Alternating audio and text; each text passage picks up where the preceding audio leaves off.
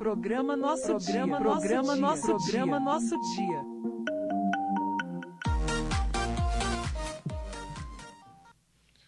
Olá, olá, bom dia. Estamos de volta com o programa Nosso Dia, agora com a nossa entrevista do dia. E hoje a nossa conversa é com Remídio Monay, ele que é CEO da Amatur Turismo aqui no estado de Roraima. E vamos falar sobre os 35 anos de aniversário da Amatur. Claro que tem uma programação bem legal, tem novidades, né? A Amatur sempre mostrando novidades, crescimento, né? E muito conforto para os seus usuários, né? Então, quem está aqui com a gente é o Remídio Monay e ele mesmo é quem vai falar dessas novidades e, claro, 35 anos de Amatur. Olha, uma estrada, né? Remídio, bom dia. Bom dia, Ribamar, bom dia, ouvintes aqui da nossa maravilhosa Rádio Roraima. Um prazer estar aqui mais uma vez falando para esses seus ouvintes aqui, que é uma grande audiência. Todo o interior do estado é a única emissora que chega nos 15 municípios do interior, né, da capital também.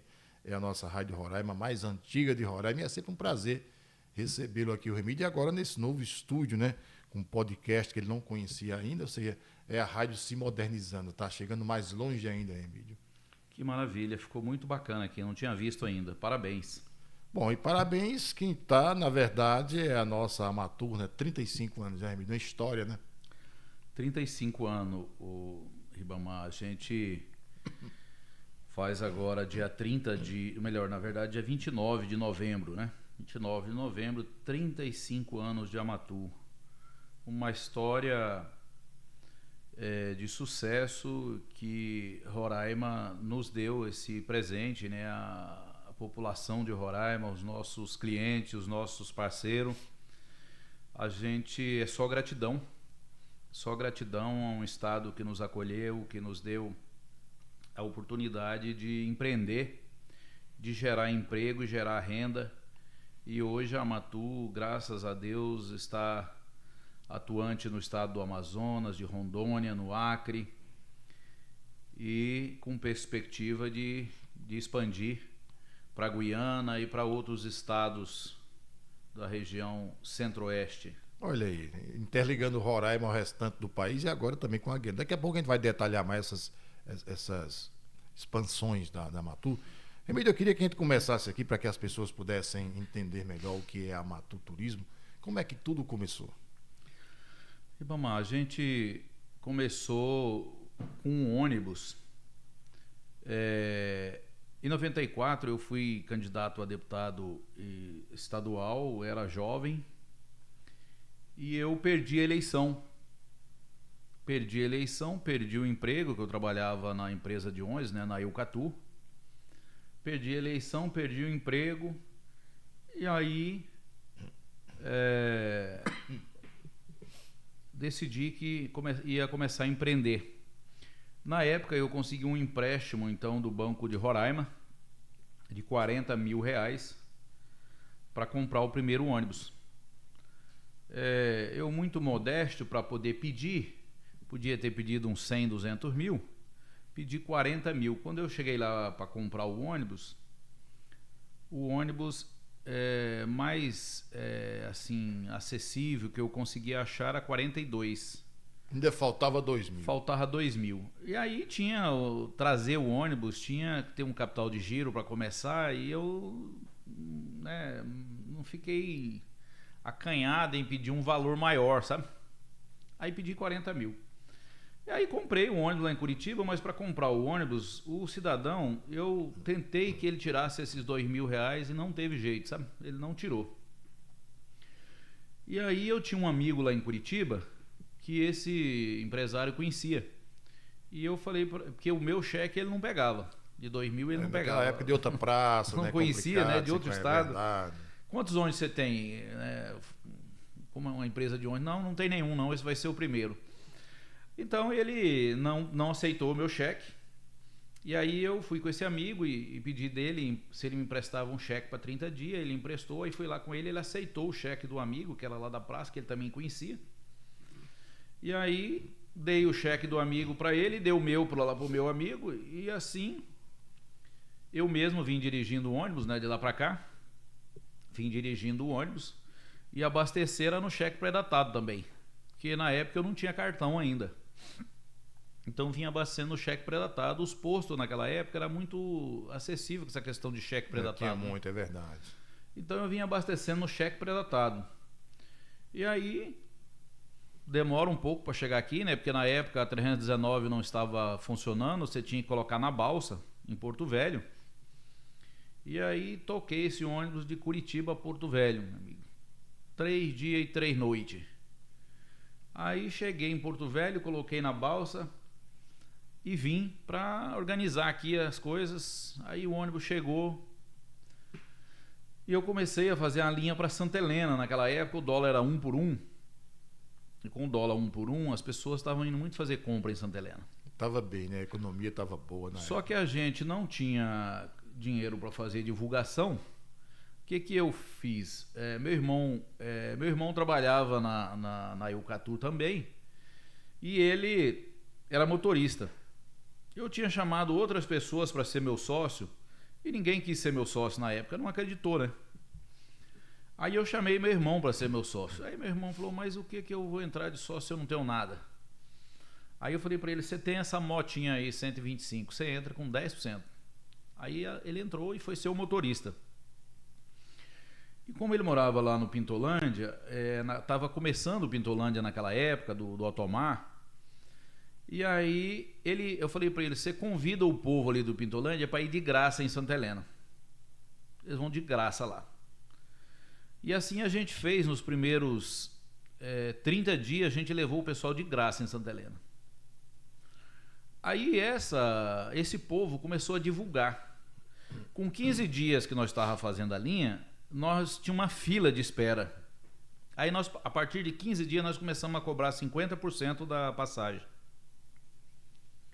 Aí com 30 dias a gente passou a cobrar o valor normal. Então ali começou a Matu. Eu ia 4 horas da manhã para a rodoviária para abrir a agência, porque nós tínhamos uma agência na rodoviária, que é aquela que nós temos até hoje. E lá a gente abria e começava ali a vender as passagens, as pessoas iam chegando, porque a gente saía às 6 horas da manhã. Então começamos a fazer Santa Helena, começou a dar resultado, nós começamos... As pessoas mais jovens não sabem, mas nós enfrentamos um monopólio aqui em Roraima, porque na época só tinha uma empresa, né? E a gente ousou enfrentar esse monopólio, e naquela época, para Santa Helena, houve muitas prisões do nosso ônibus.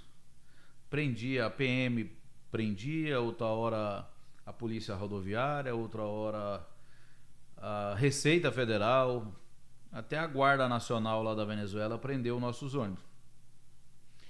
Mas a gente resistiu. Os clientes sempre nos deram prioridade, porque o nosso ônibus era um ônibus que tinha, naquela época, quando a gente começou, ele tinha o banheiro e o frigobar. A gente servia, Já veio modernizado. a gente servia um refrigerante e um lanchezinho. O concorrente era um ônibus daqueles comum, aqueles antigos, sem banheiro, sem nada. E aí tinha também um atendimento especial ali do próprio dono, né? Ali pegando na mão, conversando. E isso foi nos dando uma credibilidade. Aí a empresa do monopólio, quando viu que não tinha como nos parar, aí o que começaram a fazer? Começaram a baixar os preços. As passagens na época era R$13, eles foram baixando, chegou uma época que estava em R$3. Aí não deu. Aí nós não conseguimos. Não tinha como competir assim. Porque o cliente, ele quer um ônibus confortável, ele quer atendimento, mas quando tem o preço, meu amigo, o bolso, aí pesa mais. aí eles acabavam nos deixando aí. Aí a passagem de R$3, aí não deu. Aí foi quando a gente parou, mas a essa altura eu já tinha comprado mais 2 ônibus, né? Isso foi mais ou menos 1 ano de luta. 1 ano e meio, mais ou menos. E aí a gente começou... Aí eu já tinha comprado mais 2 ônibus. Então, eu pensei o seguinte, eu estou brigando aqui pela uma carne de pescoço e nós temos um filé que é Manaus. Aí eu falei, peraí, aí rumamos pro rumo de Manaus. Nós começamos a fazer Manaus naquela época, a passagem era R$64. Nós começamos a fazer para Manaus a R$40 a passagem. Aí, meu amigo, aí a coisa complicou. Complicou porque eu comecei a fazer em parceria com uma empresa de Manaus que chamava Aruanã. E tinha dia, Ribamar, que nós estava com 8 ônibus lotados para Manaus. E o concorrente só os motoristas. Porque eles não queriam baixar o preço. E aí foram tentar de novo nos parar. Polícia rodoviária, prende carro. Aqui em Roraima, na época, não tinha polícia rodoviária ainda. Então eles traziam a polícia rodoviária no avião deles. A polícia rodoviária, aí, essa altura do campeonato, eu já tinha 6 ônibus. A polícia rodoviária vinha aqui e ficava uma semana aqui, até prender meus 6 ônibus. A hora que prendia meus 6 ônibus, a polícia rodoviária ia embora. Aí o que eu fazia? Bom, agora complicou, agora eu vou ter que parar, não tem mais jeito, tô com 6 ônibus presos, não tenho dinheiro, porque na época eles faziam eu pagar a multa antes de tirar o ônibus. E você sabe que você recebe uma multa, você tem o direito de recorrer, né, de tentar buscar a anulação da multa, só que comigo não tinha, sabe? Era só sair o ônibus se pagasse. Aí, ao contrário, você tinha que entrar na justiça. Você entra na justiça, vai demorar... Ah, e passa a vida do urubu. Né? 30, 60, sei lá quanto tempo para sair. Eu precisando trabalhar. Bom, então o que fazíamos? Tinha que pagar. Então prendiam nossos ônibus e aí a nossa agência começava a chegar os passageiros. Chegava 1, chegava 2, tinha 10, tinha 20. Aí os próprios passageiros começaram a sugerir, vamos fazer o seguinte, a gente compra as passagens aqui para amanhã, todo mundo aqui compra, é o dinheiro que você vai lá pagar a multa e soltar o ônibus. E assim a gente fazia. Olha só, rapaz.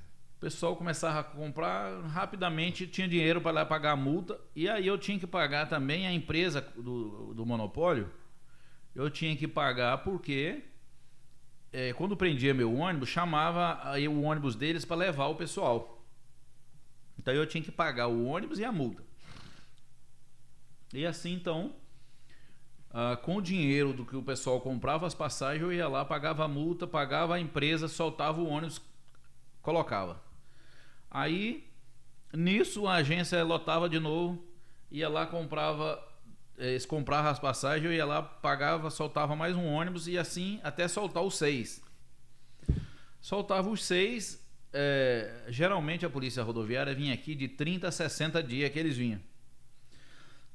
Então eu tinha 30 dias para poder tentar repor o prejuízo. E aí nesses 60 dias, nesses 30 a 60 dias a gente arrochava. E assim ficou por... muitos anos. Essa questão do monopólio, eu lembro que eu cheguei aqui em 2000, não estou lembrado se era a sua empresa que não podia estacionar no rodoviário, era a sua empresa mesmo? Era. Aqui só tinha a Matu e a Eucatu, só os dois. E a gente de testa aí, mas eu não podia sair da rodoviária, eu saía dali de frente. Era do Canto A. Do Canto Eu lembro A. muito bem quando eu cheguei em 2000, parou ali, eu vim pela Matu. A gente começou em 98 essa linha de Manaus. E ali era o embarque e desembarque nosso. Mas assim, a população de Roraima foi tão maravilhosa, e eu acho também assim, foi sofrimento de tantos anos do monopólio, porque o que acontecia?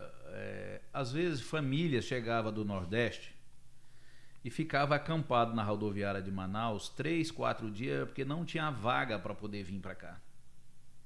Então muita gente sofreu com o monopólio, né? É verdade. Então quando a gente entrou e eles viram que aquilo dali era uma salvação para acabar com o monopólio, as pessoas todos ficaram do nosso lado. Foi uma coisa impressionante.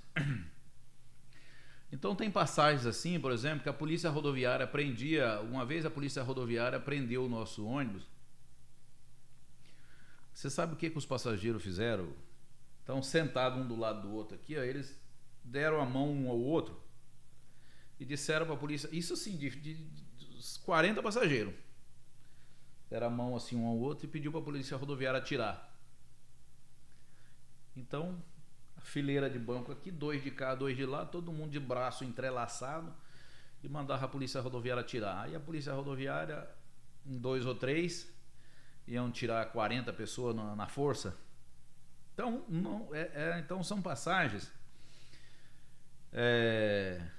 Né, uma outra vez, a primeira vez que a polícia rodoviária nos prendeu aqui, o que aconteceu?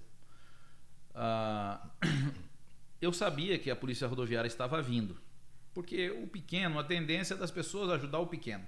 É verdade. O brasileiro sempre torce pelo mais fraco. O pessoal da polícia rodoviária lá de Manaus me avisou. O próprio pessoal da polícia rodoviária me avisou: olha, tá indo uma equipe aí para prender o seu ônibus.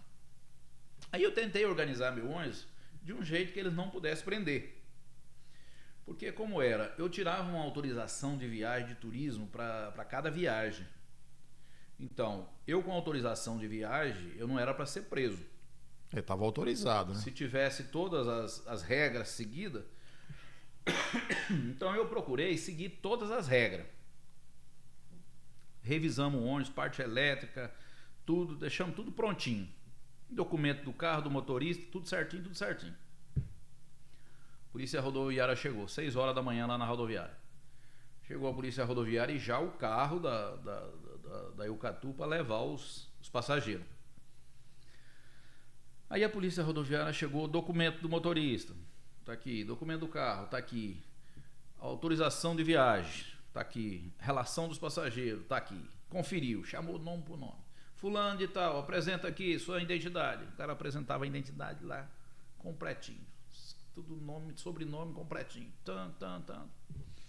Vamos conferir o carro. Liga o farol. Liga a seta. Pisa no freio. Aí, por fim, eles não acharam nada, olharam pro pneu e falaram: esse pneu tá careca, esse homem está preso. Esse homem está preso. Rapaz, você sabe, o Ribamar, quando eu vi que aquilo não dependia mais de mim, aquilo era uma coisa que a população tinha comprado a ideia. Aí o policial rodoviário falou: esse ônibus está preso, tem um ônibus aqui do lado que vai levar vocês para a viagem. Cara, sabe como foi a minha surpresa? Que eu chorei ali na frente. O cidadão, os passageiros, olhou um para o outro e falou assim: eu não vou mais não. O outro: eu também não vou mais não. O outro: também eu não vou mais não. Decidiram não viajar, cara. Rapaz, aquilo eu me emocionei e chorei, cara. Ninguém quis viajar, vendo que era uma sacanagem. É verdade. Aí o que aconteceu? Ninguém foi. Prenderam meu ônibus, levaram para o pátio, me deram a notificação e eu entrei em contato com a senadora Marluce naquela época. Marluce Pinto. Marluce Pinto. Quando foi 1h da tarde, meu ônibus estava solto. Ali foi a primeira vez. Então, assim, a Amatu, ela nasceu e cresceu nessa diversidade, nessa luta, nessa briga. Mas a gente não desistiu porque os passageiros não deixou a gente desistir.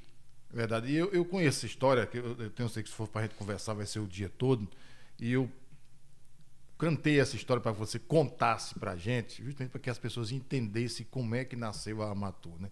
Dessa resiliência de não desistir. E isso é um testemunho vivo do Remídio, né?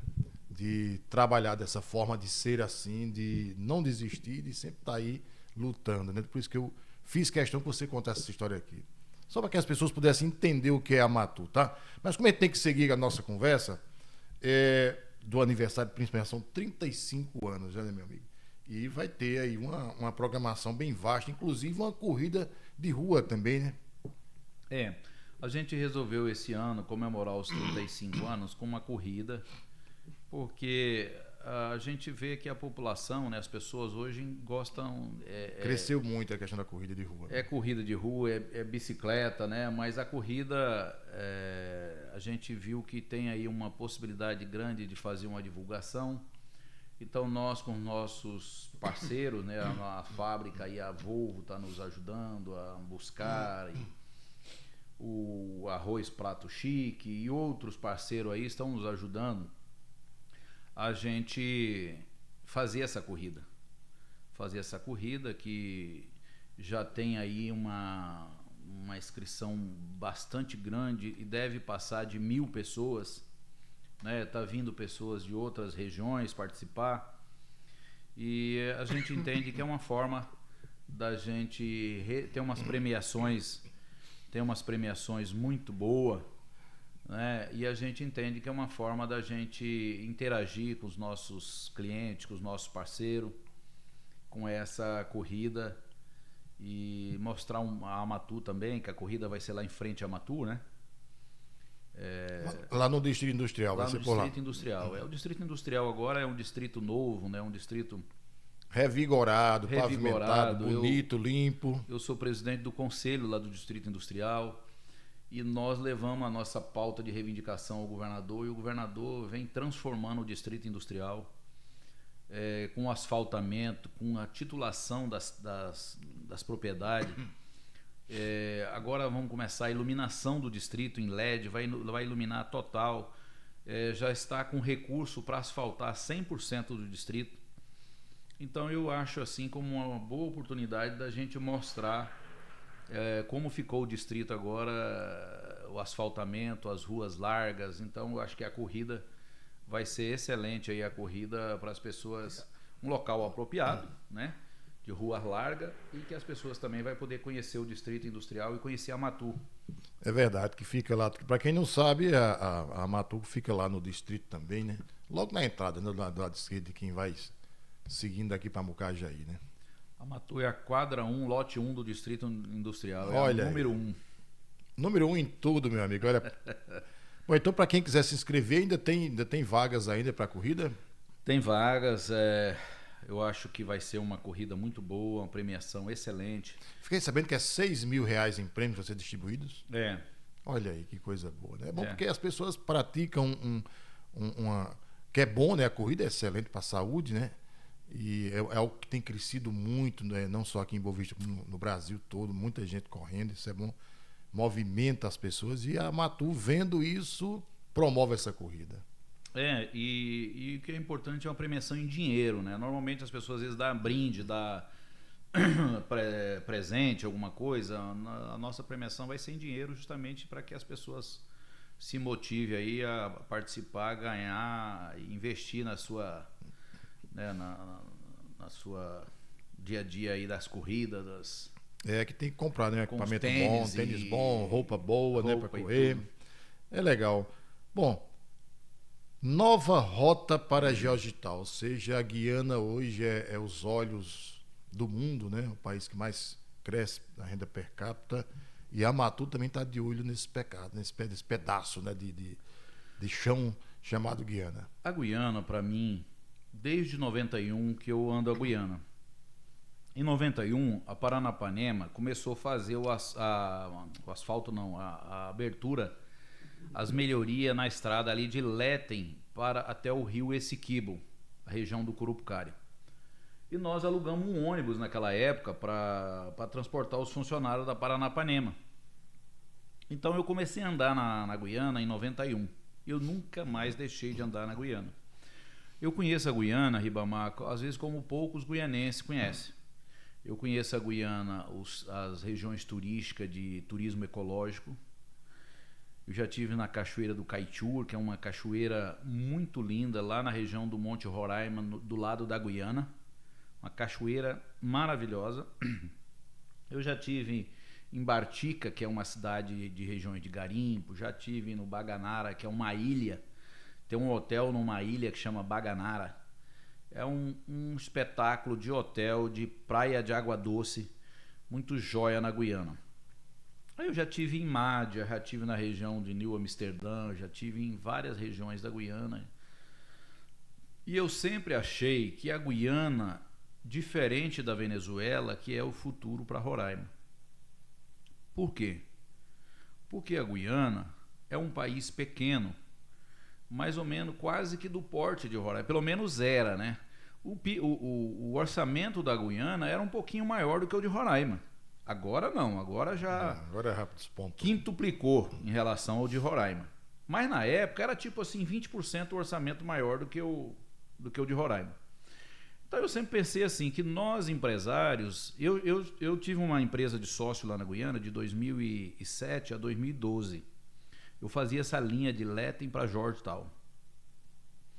Só que o meu sócio guianense, eles acabaram desistindo, porque eles começaram que havia aquele movimento, que a estrada vai sair, o asfalto e tal, e saiu isso amanhã, e nós ficamos 5 anos e não saiu, e eles desanimaram, eles desistiram.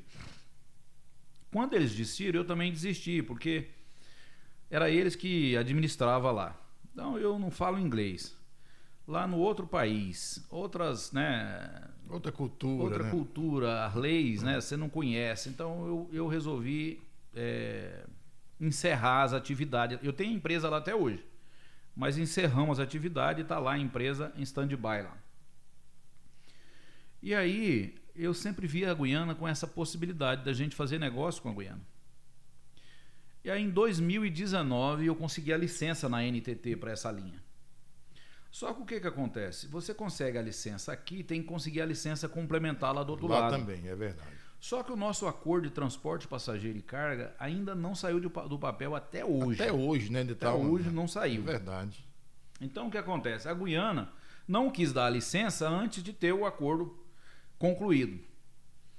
Na verdade, agora, uns 90... Aí eu sempre tentava lá dar entrada nos documentos, a Guiana não aceitava. Quando foi agora, uns 90 dias atrás, que a Guiana aceitou eu dar entrada nos documentos. Dei entrada nos documentos, eles aceitaram. Agora, um mês atrás, mais ou menos, eles me responderam que os documentos estão ok. Que eu estou apto a operar. Até que enfim. Só que, ainda... tecnicamente a documentação está ok, só que subiu para o nível do ministro para assinar a licença. Aí está lá uns 30 dias, a gente está esperando, não é? E ainda não saiu. A previsão que os dois Ministérios de Relações Exteriores tinham dado, que era o final deste mês, que estaria ok. Só que nós já estamos aí... Já no final dia do mês. 27, né? Hoje? 28 hoje. 28? Então, já é dia 28 e nada. Então, mas eu estou agora confiante que é uma questão, acho que burocrática agora, mais dia, menos dias, vão dar essa licença. Nós já estamos com os ônibus comprados, já estamos com o ônibus prontinho aí para começar a operar. O ônibus no nosso padrão Amatu, com ar-condicionado, frigobar, banheiro. E o nosso xodó, né, que é a Starlink. Nós somos o primeiro na região amazônica aqui a botar Starlink no ônibus. Hoje o passageiro não chega na rodoviária, não pergunta mais se o ônibus tem ar-condicionado, se tem frigobar, ele pergunta se tem internet. É verdade, né? Todo mundo preso ao celular, né, às redes sociais. Então... a gente hoje tem a Starlink em todos os ônibus nossos, de todas as linhas. Então, a viagem daqui para Georgetown, eu penso que ela vai ser uma viagem de umas 16 horas, 17 horas de viagem. E as pessoas vão estar conectadas todo o tempo, pelo menos, para estar ali entretendo, falando com a família, vendo as redes sociais e tal, para poder chegar. Então, nós já estamos com os nossos ônibus prontos.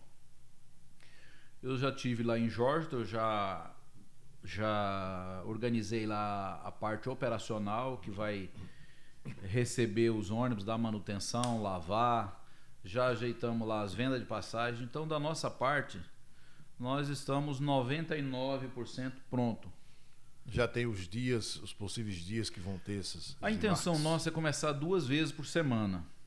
Eu penso em fazer 2 vezes, terça e sexta de cada lado.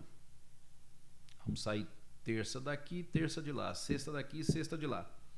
Então, as pessoas que saírem daqui na sexta vai poder voltar na terça. Na terça. Quem for na terça pode voltar na sexta ou então ficar mais um pouco e voltar na terça.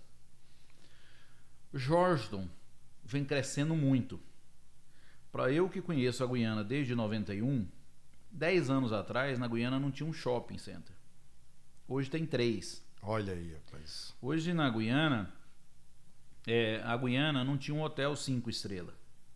Hoje tem 2 e tem mais 3 sendo construído. E a Guiana hoje está um canteiro de obra.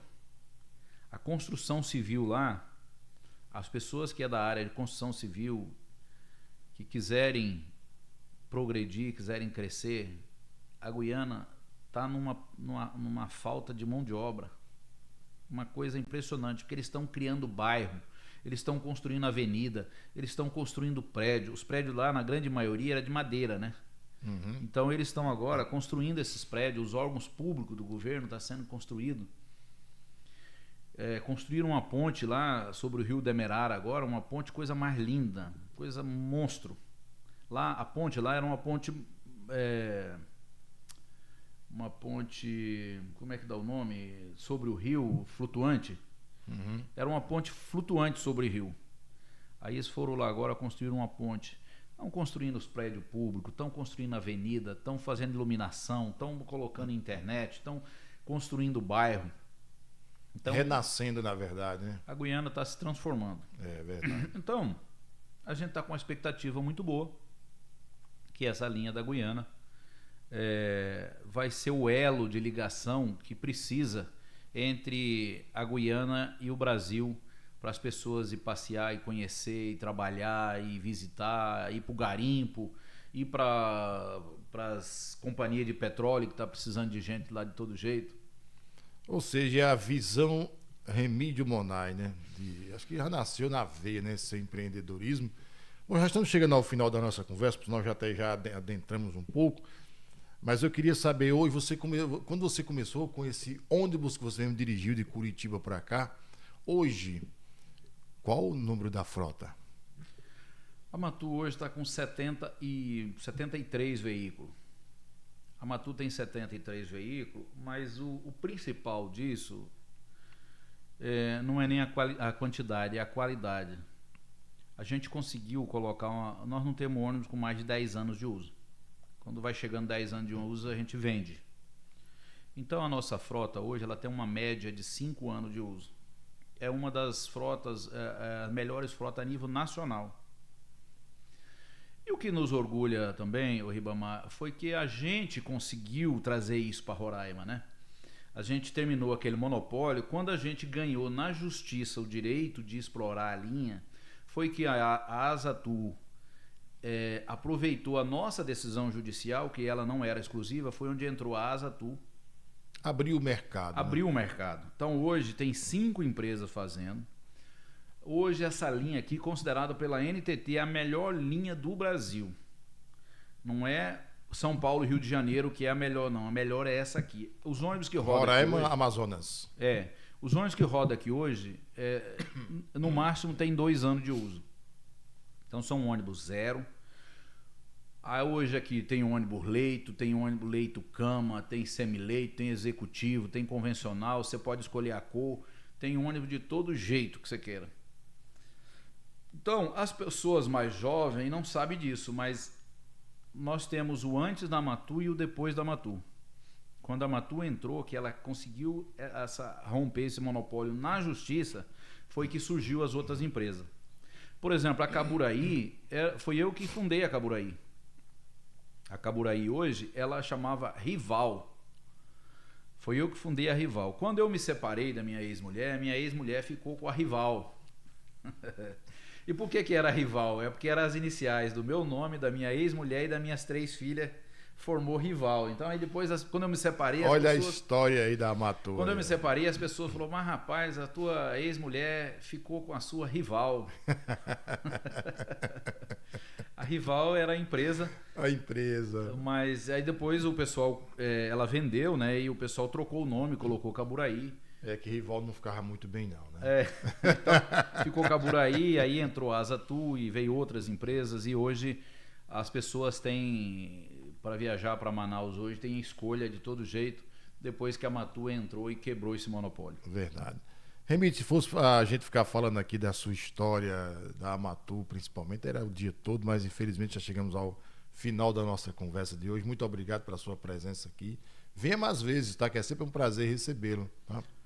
Obrigado você, obrigado aqui à direção da rádio. É um prazer sempre estar podendo aqui falar daquilo que a gente gosta de fazer, que é transportar pessoas. E não é só transportar pessoas, é transportar sonhos. Sonhos. As pessoas que viajam sempre em busca de encontrar o seu amor, encontrar Parentes, atrás família. de saúde, resolver a sua saúde, resolver uma questão financeira, buscando melhoria, e a gente fica feliz por isso, de transportar sonhos, de transportar pessoas. E muito obrigado a você, Ribamar, e toda a direção aqui da Rádio Roraima. Muita gratidão a vocês que sempre nos deram essa oportunidade.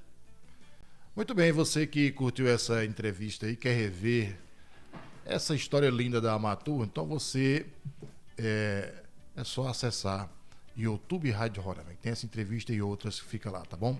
Bom dia, até mais. Programa Nosso Dia. Programa Nosso Dia.